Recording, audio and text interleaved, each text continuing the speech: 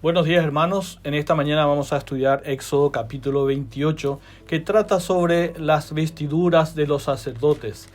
Permítanme decirle que no vamos a ver en detalle todos los elementos de esta vestidura, porque además de que son varios elementos, no tenemos referencias en el Nuevo Testamento como para sacar una aplicación práctica para nuestra vida. Entonces, con mucho cuidado, con mucha responsabilidad, vamos a ver este capítulo y vamos a tratar de explicar las diferentes partes de esta vestimenta según tengamos referencias en el Antiguo Testamento y también si encontramos referencia en el Nuevo Testamento, y específicamente con relación a la aplicación práctica para la vida. Entonces, cuando haya una referencia en el Nuevo Testamento, vamos a sacar una aplicación para nuestra vida, ya que si subjetivamente comenzamos a buscar en los detalles de estas vestiduras alguna aplicación, corremos el riesgo de equivocarnos y de alegorizar el texto bíblico. Entonces, para no caer en eso, vamos a buscar referencias para tomar una aplicación práctica en nuestras vidas en el Nuevo Testamento. Así que vamos a empezar con la introducción de Éxodo capítulo 28. Vamos a leer desde los versículos 1 al 4. Dice así la palabra de Dios, Éxodo capítulo 28. Harás llegar delante de ti a Aarón, tu hermano, y a sus hijos consigo, de entre los hijos de Israel, para que sean mis sacerdotes, a Aarón y a Nadab, a Abiú, Eleazar e Itamar, hijos de Aarón. Y harás vestiduras sagradas a Aarón, a tu hermano, para honra y hermosura. Y tú hablarás a todos los sabios de corazón, a quienes yo he llenado de espíritu de sabiduría, para que hagan las vestiduras de Aarón, para consagrarle, para que sea mi sacerdote. Las vestiduras que harán son estas: el pectoral, el efod, el manto, la túnica bordada, la mitra y el cinturón.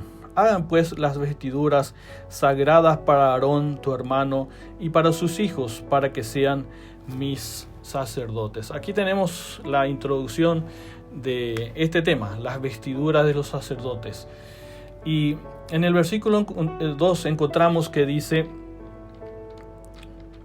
y harás vestiduras sagradas a Aarón, tu hermano, para honra y hermosura.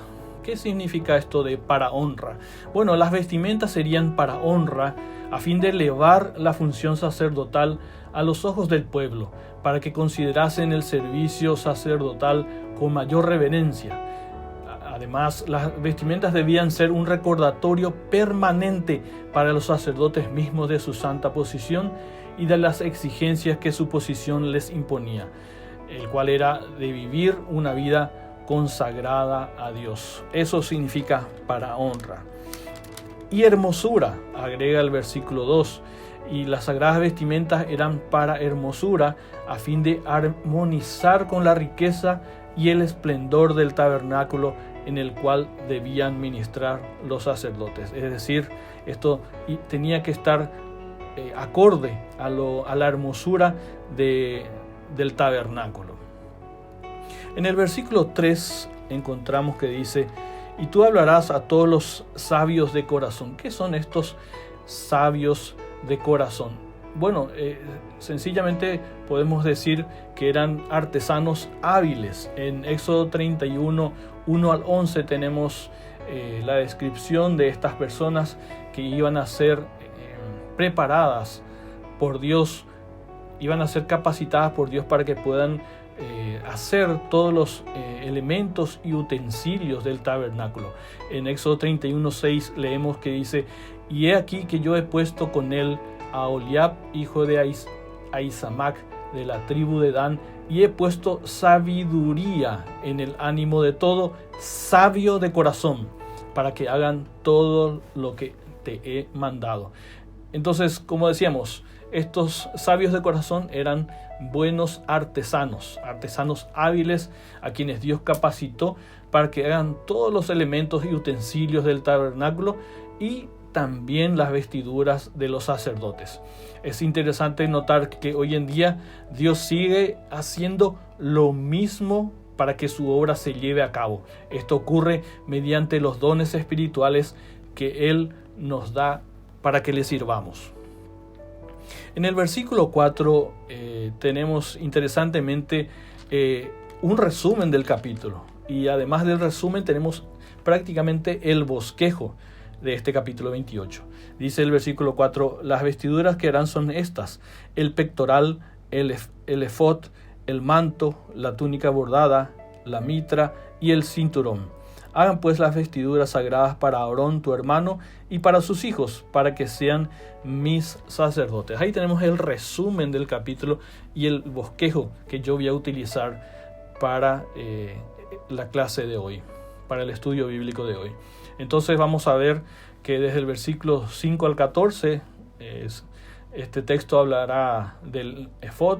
Desde el versículo 15 al 30 encontramos el texto sobre el pectoral del juicio.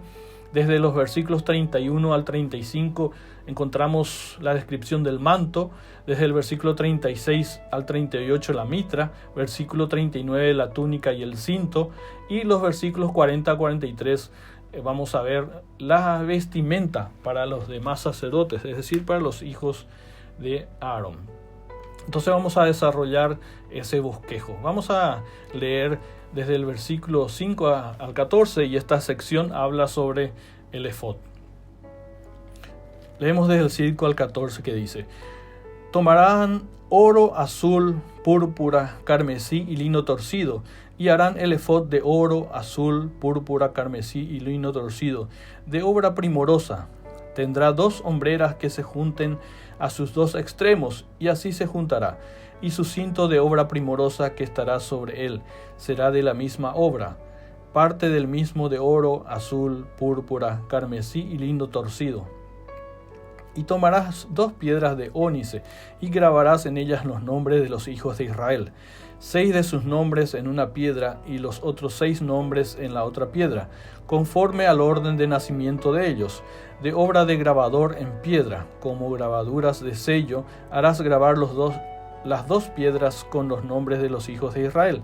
Les harás alrededor engastes de oro y pondrás las 2 piedras sobre las hombreras del efod, para piedras memoriales a los hijos de Israel. Y Aarón llevará los nombres de ellos delante de Jehová sobre sus 2 hombros por memorial. Harás pues los engastes de oro y 2 cordones de oro fino, los cuales harás en forma de trenza, y fijarás los cordones de forma de trenza en los engastes. Esta es la sección que habla sobre el efod. Y en el versículo 5 dice: tomarán oro. Y con excepción del oro, estos eran los mismos materiales que se usaban en el velo que separaba el lugar santísimo del lugar santo. También las 10 cortinas interiores y la cortina en la puerta del tabernáculo. Son los mismos elementos que se usaron en las cortinas. Aquí vemos que se van a usar también en la vestimenta del sacerdote. ¿Y qué podemos decir del efod de oro? Bueno, el efod de oro debía sostener al pectoral, las 2 piedras de ónice y el urín y el tumín. Era una especie de chaleco hecho en 2 partes, una que cubría la espalda y la otra el pecho. En los versículos 7 al 8 podemos ver que estas partes estaban unidas en los hombros mediante hombreras y en la cintura por una banda llamada cinto de obra primorosa. ¿Qué significa esto de primorosa? Bueno, esto en realidad era parte integral del efod, y dice primorosa porque era realmente algo hermoso. Y el efod rodeaba al cuerpo, sosteniendo en su lugar las 2 partes del efod. El oro era hilo finísimo, bordado sobre la tela ya confeccionada. Y como decíamos, la obra primorosa que refiere el versículo 6 se refiere a la habilidosa y artística obra de los artesanos. Quizás los israelitas llevaron consigo pequeños telares de Egipto, y los colores azul, púrpura, carmesí, el lino fino, el oro y las piedras preciosas del efod le daban una variedad y una hermosura sin igual a las vestiduras sacerdotales. Es decir, esto realmente era una obra fantástica, un diseño realmente, como se diría hoy, de alta costura, ¿verdad? Era hermoso lo que Dios le estaba diciendo a los israelitas que hagan en cuanto a la vestidura del sacerdote. En el versículo 9 encontramos que dice: y tomarás 2 piedras de ónice. Y acá hay cierta discrepancia entre algunas versiones, ¿verdad? Por ejemplo, la Septuaginta traduce esmeraldas, y otros autores dicen, o otros traductores, como en el caso de Reina Valera, habla de ónice. Y es probable, según los comentaristas, que realmente haya sido de ónice, porque era y es una excelente piedra que se puede grabar. En el versículo 12 dice: y pondrás las 2 piedras sobre las hombreras del efod para piedras memoriales a los hijos de Israel. Y Aarón llevará los nombres de ellos delante de Jehová sobre sus 2 hombros por memorial. Y estas piedras tenían el doble propósito de recordar al sumo sacerdote que llevaba sobre sus hombros la solemne y sagrada responsabilidad de ser el intercesor entre las 12 tribus y Dios, y de recordarle a Dios, por así decirlo, que el sumo sacerdote representaba a las tribus y oficiaba en lugar de ellas. Más adelante vamos a volver a hablar sobre esto de los hombros, del memorial. Vamos a volver a hablar sobre estos temas porque se repite en los versículos que vamos a leer más adelante. En las secciones desde el versículo 15 al 30 vemos el pectoral del juicio. Vamos a leer qué dice el texto bíblico. Versículos 15 al 30. Dice así: harás asimismo el pectoral del juicio de obra primorosa. Lo harás conforme a la obra del efod, de oro, azul, púrpura, carmesí y lino torcido. Será cuadrado y doble, de 1 palmo de largo y 1 palmo de ancho. Y lo llenarás de pedrería en 4 hileras de piedras. Una hilera de una piedra sárdica, un topacio y un carbunclo. La segunda hilera una esmeralda, un zafiro y un diamante. La tercera hilera un jacinto, una ágata y una amatista. La cuarta hilera un berilo, un ónice y un jaspe. Todas estas montadas en engastes de oro. Y las piedras serán según los nombres de los hijos de Israel, 12 según sus nombres, como grabaduras de sello, cada una con su nombre. Serán algunas las 12 tribus.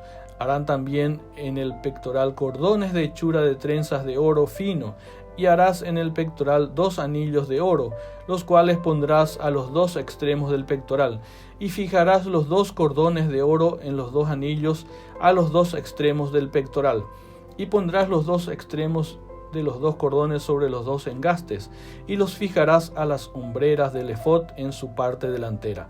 Harás también 2 anillos de oro, los cuales pondrás a los 2 extremos del pectoral, en su orilla que está al lado del efod, hacia adentro.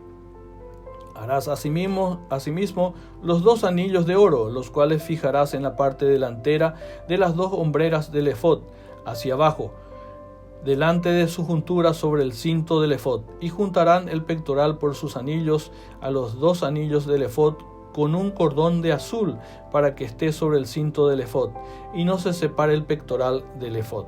Y llevará a Aarón los nombres de los hijos de Israel en el pectoral del juicio sobre su corazón, cuando entre en el santuario, por memorial delante de Jehová continuamente. Y pondrás en el pectoral del juicio Urín y Tumín, para que estén sobre el corazón de Aarón y cuando entre delante de Jehová, y llevará siempre a Aarón el juicio de los hijos de Israel sobre su corazón delante de Jehová.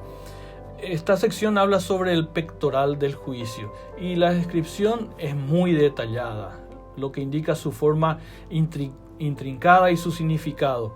El principal propósito del efod era sostener el pectoral, el cual se ponía por encima del efod y era su principal ornamento.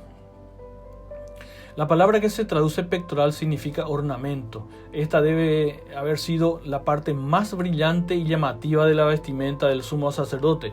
Se lo llamaba pectoral del juicio, principalmente porque servía para sostener el Urim y el Tumim, mediante los cuales se consultaba a Dios y por medio de los cuales Dios revelaba su voluntad al pueblo. El pectoral estaba hecho de los mismos materiales del efod. Vemos aquí una descripción fantástica de lo que era el pectoral, prácticamente lleno de piedras preciosas, ¿verdad?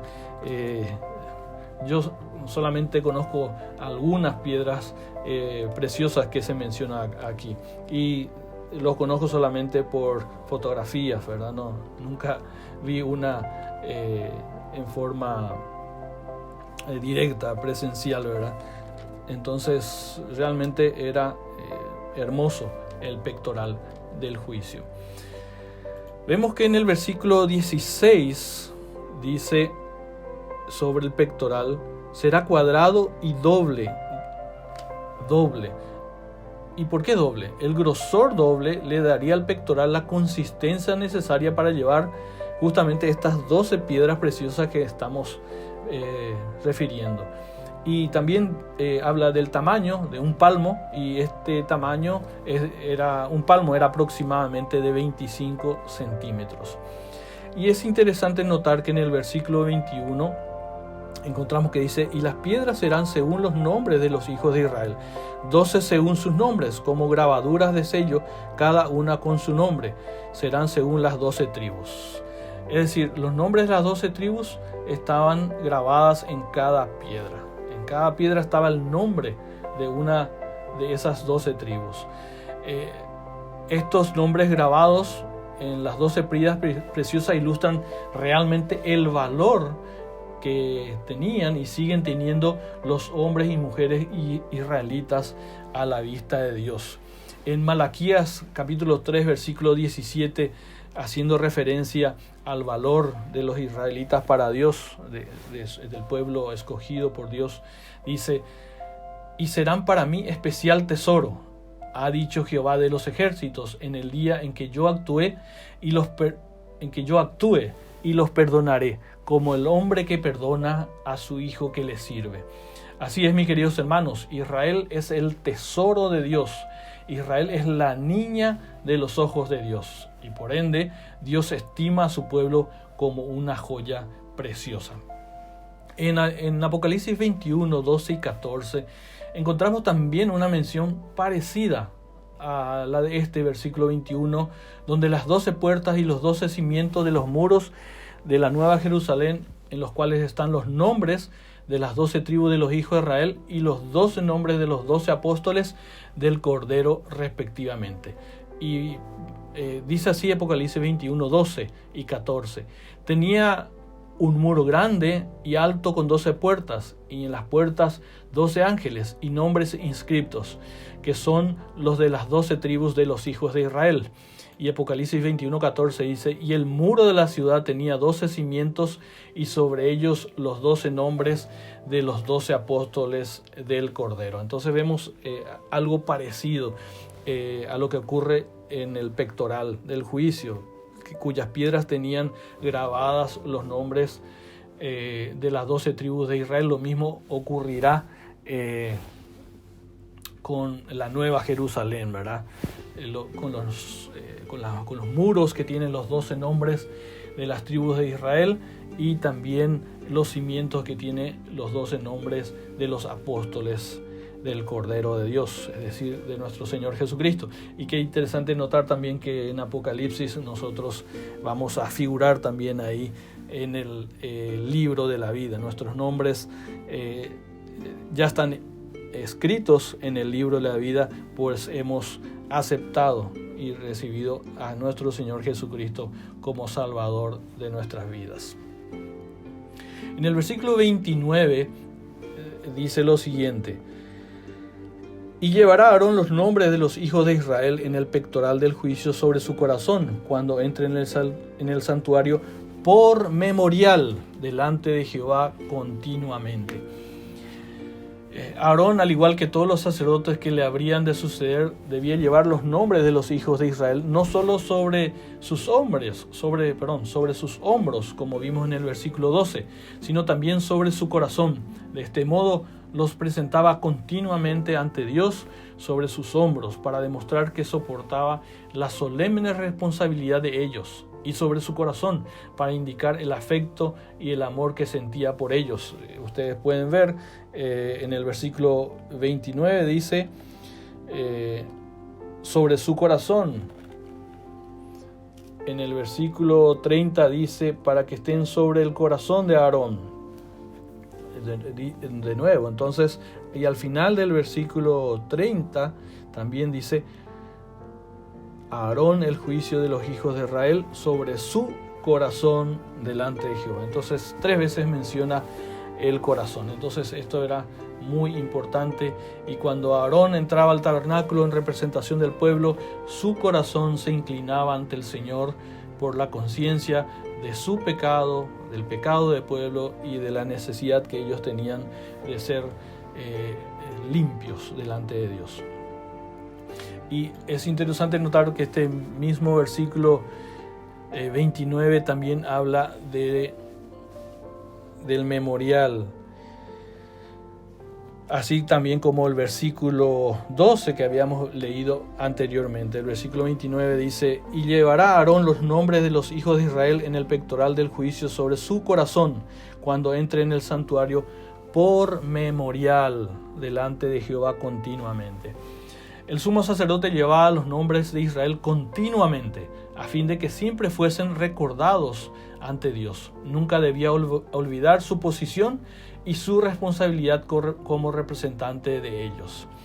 ¿Y qué hay de nosotros, los cristianos, los creyentes de esta época? Bueno, Lucas 22:19 vemos que el Señor, cuando instituye la cena del Señor, dice: y tomó el pan y dio gracias y lo partió y les dio diciendo: esto es mi cuerpo que por vosotros es dado. Haced esto en memoria de mí. Haced esto en memoria de mí. Para los que hemos nacido de nuevo, el memorial es la cena del Señor. Nuestro Señor Jesucristo, cuando instituyó la cena, dijo: haced esto en memoria de mí. Este es el memorial que todos los creyentes debemos participar cada domingo en gratitud a lo que Él hizo por nosotros en la cruz. En el versículo 30 avanzamos.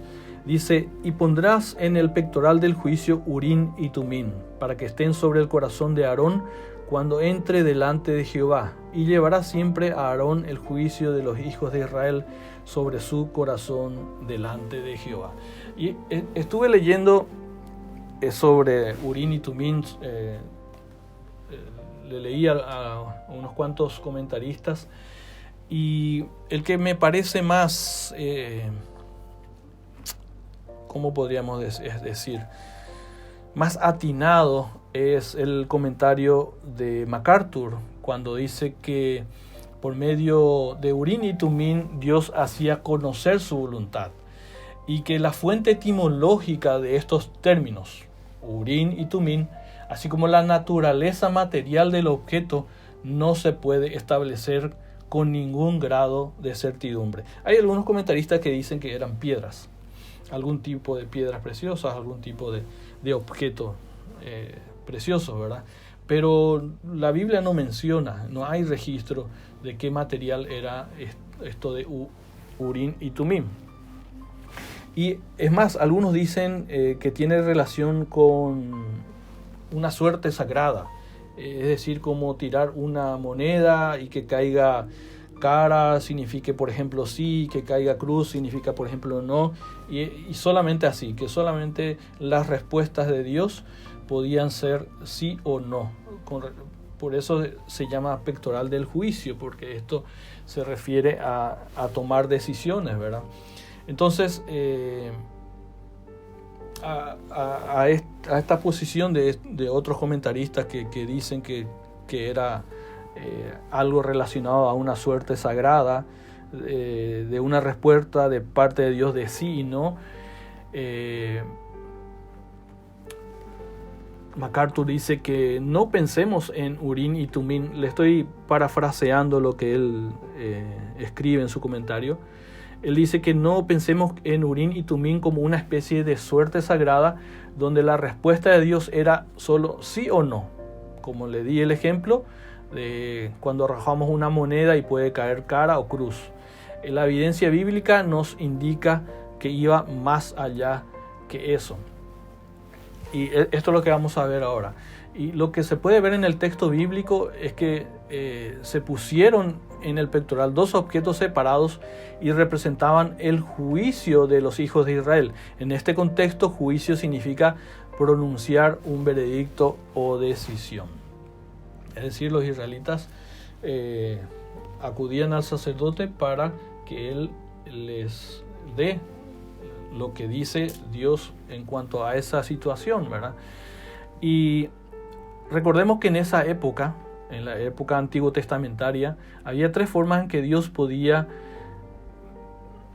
decir o dar su voluntad a los israelitas. Y era por medio de sueños, era por medio de profetas y era también por medio de Urim y Tumim. Eso lo encontramos en 1 Samuel 28:6, que dice: y consultó Saúl a Jehová, pero Jehová no le respondió ni por sueños, ni por Urim, ni por profetas. Ahí tenemos las tres formas en que Dios se comunicaba o daba su voluntad a su pueblo. Y en 1 Samuel 30, versículos 7 al 8, dice: y dijo David al sacerdote Abiatar, hijo de Ahimelech: yo te ruego que me acerques el efod. Y Abiatar acercó el efod a David, y David consultó a Jehová diciendo: ¿perseguiré a estos merodeadores? ¿Los podré alcanzar? Y él les dijo: ¿quién es él? Dios. Dios le contestó a través de Urim y Tumim: síguelos, porque ciertamente los alcanzarás, y de cierto librarás a los cautivos. Aquí vemos que la respuesta de Dios a través de Urim y Tumim va más allá de un simple sí o no, como sería una suerte de tipo cara o cruz. Va más allá, ya que vemos que Dios responde a la consulta de David aún con los resultados que él obtendría. Por eso le dice, y él les dijo, Dios les dijo: síguelos, porque ciertamente los alcanzarás y de cierto librarás a los cautivos. ¿Y qué puede ser la aplicación para nosotros en estos días sobre Urim y Tumim? Bueno, la aplicación es que no necesitamos de objetos. Los creyentes de hoy en día no necesitamos objetos como Urim y Tumim para consultar a Dios. Tenemos acceso directo al trono de la gracia para pedir a Dios su dirección cuando debemos tomar decisiones importantes. También tenemos la Biblia, la palabra de Dios, y su Espíritu Santo morando en nuestras vidas para guiarnos y dirigirnos. Queridos hermanos, seamos sabios. Consultemos a Dios en oración, busquemos qué dice la Biblia sobre la decisión que debemos tomar, seamos sensibles a la guía del Espíritu Santo y además también podemos pedir consejo a hermanos fieles de la iglesia. Si nos equivocamos en la toma de decisiones, es probablemente porque no consultamos. Seamos sabios, queridos hermanos, y consultemos. En el versículo 31 al 35 vamos a ver que el texto que estamos estudiando, Éxodo 28, habla sobre el manto. Dice así, versículos 31 al 35. Harás el manto del efod todo de azul, y en medio de él por arriba habrá una abertura, la cual tendrá un borde alrededor de obra tejida, como el cuello de un coselete, para que no se rompa. Y en sus orlas harás granadas de azul, púrpura y carmesí alrededor, y entre ellas campanillas de oro alrededor. Una campanilla de oro y una granada, otra campanilla de oro y otra granada, en toda la orla del manto alrededor. Y estará sobre Aarón cuando ministre, y se oirá su sonido cuando él entre en el santuario delante de Jehová, y cuando salga, para que no muera. Entonces el manto debía ser llevado por el sumo sacerdote debajo del efod. Debía ser tejido sin costura, y qué interesante notar que contra el azul de este manto, los variados colores del pectoral y del efod deben haber resaltado en vivo contraste. Qué hermoso es la descripción que estamos teniendo sobre esta vestidura del sacerdote. En el versículo 32 dice: y en medio de él por arriba habrá una abertura, lo cual tendrá un borde alrededor de obra tejida como el cuello de un coselete, para que no se rompa. Y la abertura servía para que pasara la cabeza del sumo sacerdote. El borde en torno a esta abertura fortalecía sus orillas para que no se rompieran o desgastaran. En el versículo 33 vemos la aparición de las granadas. Y en sus orlas harás granadas de azul, púrpura y carmesí alrededor, y entre ellas campanillas de oro alrededor. Granadas probablemente eran borlas en forma de granadas cosidas al borde del manto. Este versículo 34 también habla sobre una campanilla de oro o campanillas de oro. Entonces las campanillas eran de oro puro y estaban dispuestas en forma alternada con las granadas. Podían ser oídas cuando el sumo sacerdote ministraba dentro del santuario. El sonido de las campanillas hacía que los que rendían culto supieran que el sacerdote estaba vivo y seguía oficiando en favor de ellos en la presencia de Dios, y los instaba a seguirle con sus pensamientos y sus oraciones mientras él llevaba a cabo las diferentes partes del ritual sacerdotal.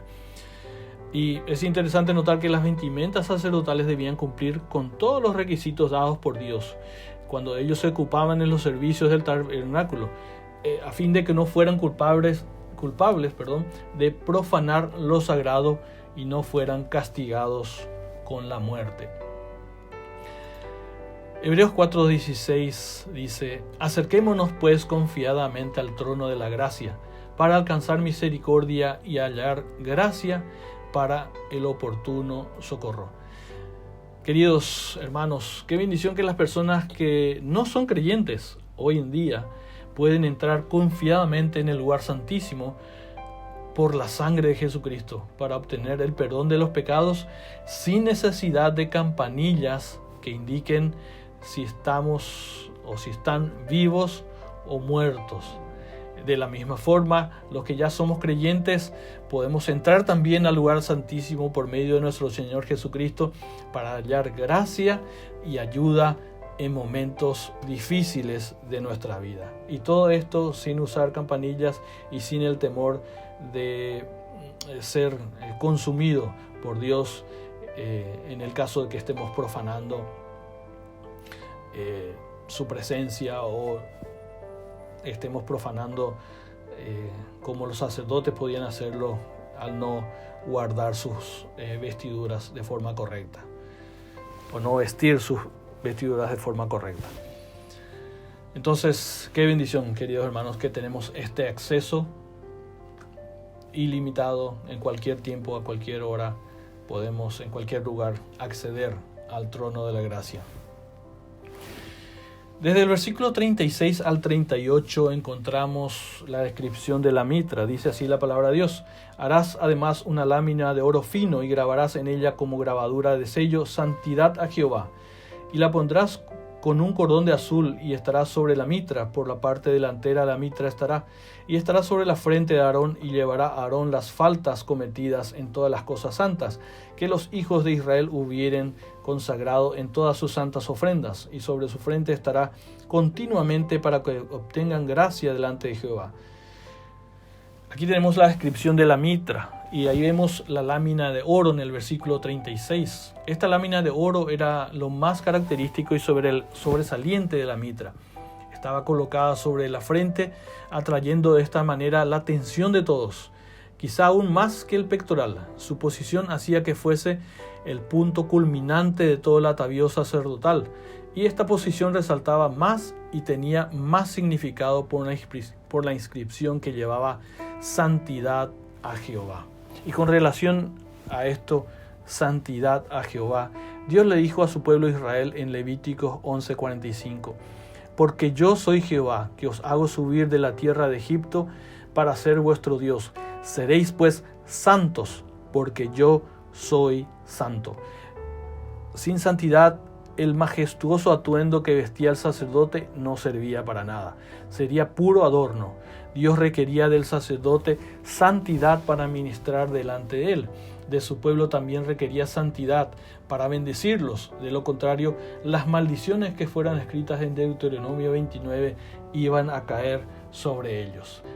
¿Y qué espera Dios de nosotros hoy en día? 1 Pedro 1:15 al 16 dice: sino como aquel que os llamó es santo, sed también vosotros santos en toda vuestra manera de vivir, porque escrito está: sed santos porque yo soy santo. Queridos hermanos, si no vivimos en santidad, no esperemos que Dios nos bendiga. Y si no vivimos en santidad, tengamos por seguro que habrá consecuencias negativas en nuestras vidas. En el versículo 37 habla sobre la mitra, y al hacer la descripción de las vestimentas del sumo sacerdote, Claudio Josefo escribe: sobre la cabeza lleva un gorro, no de forma cónica, y su forma es tal que pareciera ser una corona, hecha de gruesas fajas de tela, pero la textura es de tela de lino, tiene muchos dobleces y está unida mediante costuras. Según esto, la mitra era un turbante blanco. Ese es el comentario, lo que escribió Josefo en su texto Antigüedades. En el versículo 38 dice: sobre la frente de Aarón. Esta inscripción, que debía estar siempre sobre la frente del sumo sacerdote mientras ministraba, le recordaba su solemne responsabilidad como representante del pueblo. Como tal, estaba vestido, por así decirlo, con la santidad de su investidura grabada en la lámina de oro. En el versículo 39 vemos la túnica. Y el versículo 39 nos dice: y bordarás una túnica de lino y harás una mitra de lino, harás también un cinto de obra de recamador. También Claudio Josefo habla sobre la túnica y dice que era una vestimenta blanca que se ponía sobre los calzoncillos de lino. Con referencia a esta túnica, justamente Josefo decía que esta vestimenta llega hasta los pies y se ciñe al cuerpo, tiene mangas apretadas a los brazos. También en el libro de Antigüedades se encuentra esta descripción de la túnica. Y además había un cinto, y estaba hecho de lino torcido de varios colores y llevaba un bordado artístico. El cinto debía llevarse sobre la túnica y bajo el manto del efod. Esto no se veía, y aunque estaba oculto, era costoso y hermoso. Dios obrando en todos los detalles más mínimos y aún escondidos en las vestimentas de los sacerdotes. Desde el versículo 40 al 43 leemos lo siguiente: y para los hijos de Aarón harás túnicas, también les harás cintos y les harás tiaras para honra y hermosura, y con ellos vestirás a Aarón tu hermano y a sus hijos con él, y los ungirás y los consagrarás y santificarás para que sean mis sacerdotes, y les harás calzoncillos de lino para cubrir su desnudez. Serán desde los lomos hasta los muslos, y estarán sobre Aarón y sobre sus hijos cuando entren en el tabernáculo de reunión, o cuando se acerquen al altar para servir en el santuario, para que no lleven pecado y mueran. Es estatuto perpetuo para él y para su descendencia después de él. En los versículos 40 al 43 se describe la vestimenta de los hijos de Aarón, de los demás sacerdotes. Los cintos quizá eran del mismo material y de la misma hechura que los del sumo sacerdote, y las tiaras eran turbantes de lino. Y también dice para honra. En el versículo 40 dice: y les harás tiaras para honra y hermosura.